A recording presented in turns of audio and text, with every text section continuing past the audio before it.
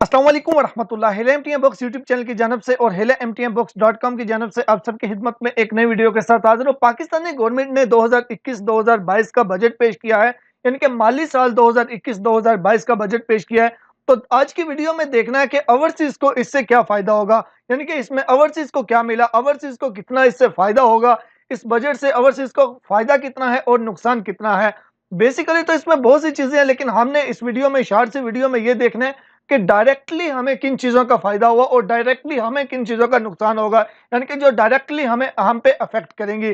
सबसे पहले मैं आपको ये बता दूं कि ये जो माली साल होता है, यानी कि फाइनेंशियल ईयर, ये कब स्टार्ट होता है और कब खत्म होता है। ये 1 जुलाई से स्टार्ट होता है और 30 जून जो है, यानी कि इस ये 2021 है, 2021 की 1 जुलाई से स्टार्ट होगा और 2022 जो है, 2022 की 30 जून तक जो है ये फाइनेंशियल ईयर जो है ये होता है, यानी कि माली साल होता है। अच्छा, सबसे पहले सिंपल से वर्ड्स में आपको बताता चलो कि ये बजट होता क्या है। इसको समझाने के लिए बिल्कुल सिंपली ये कि जैसे हमारा एक अपना प्लान होता है अपने घर का, जैसे हमारे घर का बजट होता है, यानी कि हमारे घर का बजट 50,000, यानी कि मेरी 50,000 सैलरी है, तो उसके हिसाब से मैं मुकम्मल सेटअप बनाऊंगा। मुझे 5,000 बच्चों की फीस देनी है, 3,000 बिजली का बिल देना है, 5,000 गैस का देना है, पानी का देना है, यानी कि इस तरीके से मैं उनको मैनेज करूंगा अपने पूरे पैसों को एक महीने के लिए या एक साल के लिए। बेसिकली हमारा महीने के घर का बजट बनता है, 50,000 सैलरी है तो उसमें हम डिस्ट्रीब्यूट कर देते हैं। तो इसी तरीके से बिल्कुल हुकूमत जो है वो भी पूरे एक साल का जो है वो लगाती है, एस्टिमेट लगाती है कि इतने पैसे हमने यहाँ पे लगाने हैं, इतने यहाँ पे लगाने हैं। तो वो मुकम्मल एक बजट बनाया जाता है मुकम्मल, यानी कि हर सूबे के लिहाज से, उसके बाद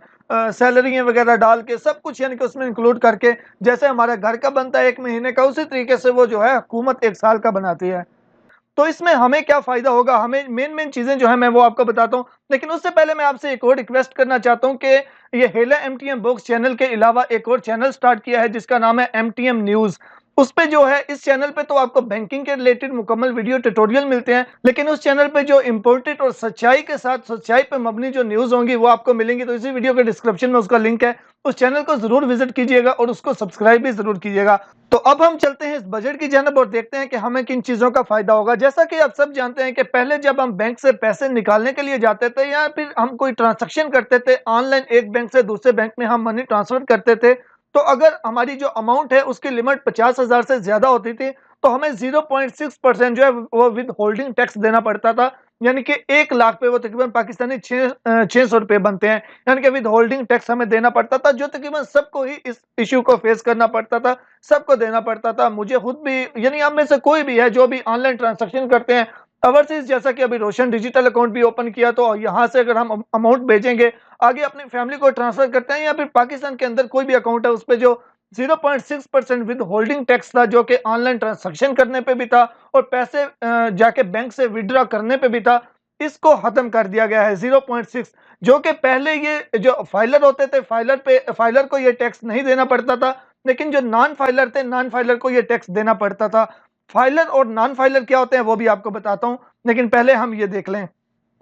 अच्छा, पहले जो मेन चीज है कि ये 0.6% जो विद होल्डिंग टैक्स है इसको खत्म कर दिया गया है। इससे हमें डायरेक्टली फायदा होगा, जो भी हम ट्रांजैक्शन करेंगे अब उस पे हमें 1 रुपया भी इजाफी नहीं देना पड़ेगा। यानी कि अगर 1 लाख किसी को भेजा तो वो 1 लाख ही उधर जाएगा, 1 रुपया भी उसमें से ना हमारे अकाउंट से कटेगा और ना उन पैसों से कटेगा। ये एक बहुत जबरदस्त चीज हो गई। अब दूसरे नंबर पे आ जाता है कि अगर हम एयर टिकट खरीदते हैं लोकल, यानी कि डोमेस्टिक एयर की या फिर इंटरनेशनल टिकट को खरीदते हैं, तो उस पे भी जो विद होल्डिंग टैक्स था वो भी अभी नहीं होगा। तो इसमें यह फायदा हो जाएगा कि हमें डोमेस्टिक यानी कि लोकल और इंटरनेशनल टिकट जो है उनमें भी काफी कमी देखने को मिलेगी। उसके अलावा एक और चीज है कि क्रेडिट कार्ड है या फिर डेबिट कार्ड है, उससे जो हम इंटरनेशनल ट्रांजेक्शन करते थे, तो इंटरनेशनल ट्रांजैक्शन के ऊपर जो विद होल्डिंग टैक्स था उसको खत्म कर दिया जाएगा। उसके अलावा ई कॉमर्स पे जो विद होल्डिंग टैक्स है उसको बढ़ा दिया जाएगा। ई कॉमर्स मींस को जो हम ऑनलाइन शॉपिंग वगैरह करते हैं उस पे जो विद होल्डिंग टैक्स है उसको बढ़ा दिया जाएगा। इसके अलावा एक और चीज है कि जो भी मोबाइल फोन इंपोर्ट करेंगे बाहर से, पाकिस्तान से बाहर से, जो पाकिस्तान के अंदर मोबाइल फोन असेंबल हो रहे हैं उन पे, उनकी बात नहीं कर रहा, उन पे टैक्स को बल्कि बढ़ाने के बजाय कम कर दिया जाएगा। जो लोकली मैन्युफैक्चर होंगे पाकिस्तान के अंदर उन पे जो टैक्स है उसको कम किया जाएगा। लेकिन जो भी मोबाइल फोन बाहर से इंपोर्ट किए जाएंगे, बाहर से जो भी मोबाइल आएंगे उन पे जो विद होल्डिंग टैक्स है वो उसको और ज्यादा बढ़ा दिया जाएगा। जो कि अगर हम भी यहाँ से मोबाइल फोन पाकिस्तान लेके जाएंगे उस पे जो विद होल्डिंग टैक्स है उसको भी बढ़ा दिया जाएगा।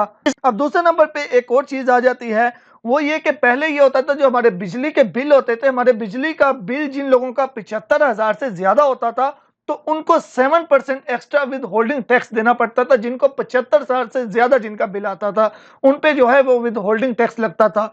लेकिन अभी इसकी शरह को 75,000 से कम करके 25,000 कर दिया गया है। यानी कि अब जो नॉन फाइलर होंगे, नॉन फाइलर का अगर 25,000 बिल आएगा बिजली का, तो 25,000 पे उसको विद होल्डिंग टैक्स जो है वो 7% इजाफी देना पड़ेगा। लेकिन अगर आप फाइलर हैं तो फाइलर को इस जो ये टैक्स है इसकी छूट होगी।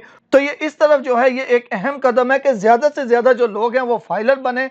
सॉरी, इसमें 7% नहीं 7.5% विद होल्डिंग टैक्स है, जो कि पहले 75,000 बिजली के बिल पे था। लेकिन अभी 25,000 अगर आपका बिजली का बिल आएगा तो फिर भी 7.5% जो है तो विद होल्डिंग टैक्स आपको देना पड़ेगा। लेकिन अगर आप नॉन फाइलर हैं तो, अगर आप फाइलर हैं तो फिर आपको ये टैक्स नहीं देना पड़ेगा। अब फाइलर और नॉन फाइलर क्या होते हैं, मैं सिंपल से वर्ड्स में आपको बता देता हूं। फाइलर वो होते हैं जो जिनकी पूरी एक साल की जितनी भी इनकम होती है, जितना वो पैसा कमा रहे होते हैं, वो उसकी मुकम्मल कैलकुलेशन के हिसाब से उन्होंने जो एफबीआर है, एफबीआर में उन्होंने अपने सारे गोशवारे वगैरह जमा करवाए हुए होते हैं। यानी कि उनका एफबीआर में एक्टिव टैक्स पेयर में नाम जो है वो आ रहा होता है, तो फाइलर होते हैं। जिनका एक्टिव टैक्स पेयर में नाम नहीं होता, जिन्होंने अपने पूरे साल की कितनी इनकम है वो सारी यानी कि गोशवारे वगैरह जमा नहीं करवाए होते, वो नॉन फाइलर होते हैं। तो ये थी कुछ अहम चीजें जो बजट 2021-2022 के हवाले से थी। उम्मीद करता हूँ वीडियो अच्छी लगी होगी। दुआ में याद रखिएगा। अल्लाह हाफिज।